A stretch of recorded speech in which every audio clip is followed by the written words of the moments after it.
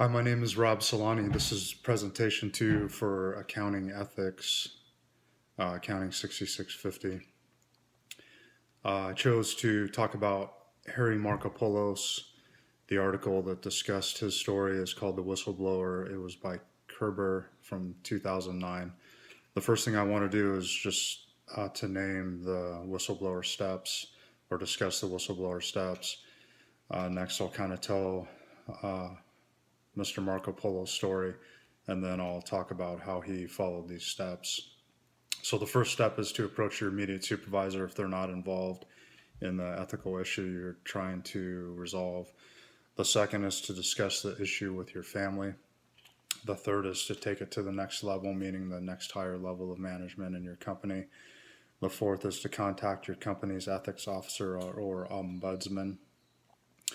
The fifth step is consider going outside your chain of command. And the sixth step is go outside the company. And finally, the seventh step is to leave the company. So real quick, Mr. Marco Polos is the whistleblower for Bernie Madoff, the giant Ponzi scam.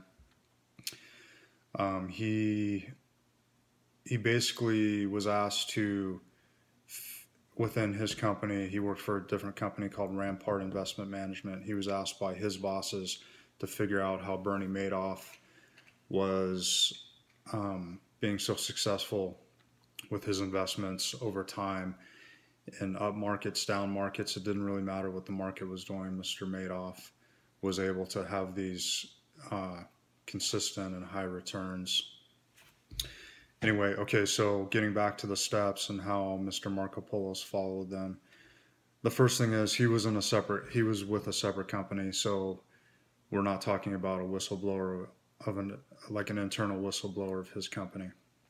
So some of these steps don't even apply necessarily, but I'll discuss them anyway. So the first thing is to approach your immediate supervisors. So his bosses wanted him to emulate Bernie Madoff, which obviously he wasn't able to do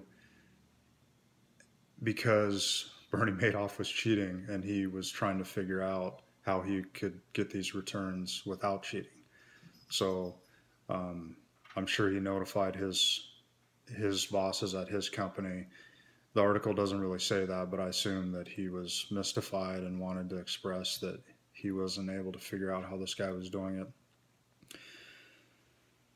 The next thing is to discuss the issue with his family. I'm sure he did. The article doesn't really discuss that. The next thing is take it to the next level. Since this was like he was investigating an external company, I consider the next level going outside of his company, which was talking to the SEC. The next thing is to contact your company's officer or ombudsman. Doesn't really apply because it wasn't his company.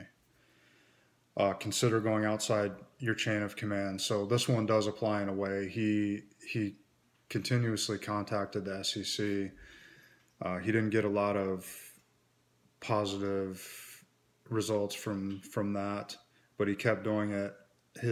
One of his last efforts was to write a letter to the new director of the SEC in that area. They were in Boston, providing the information that he had for Madoff and his company and his suspicion that it was a Ponzi scheme. Let's see, the next step is to go outside the company. He was already doing that because he went to the SEC. And finally, leave the company, which again doesn't apply because he wasn't an employee with this company. It's interesting that the SEC admitted that basically there were a lot of mistakes made in not following up on the information that Mr. Marco Polos was providing. He was doing their job and giving them the information, and it took years for them to finally act on it, unfortunately. Interesting story. Definitely a brave guy, and someone that can be respected for his actions.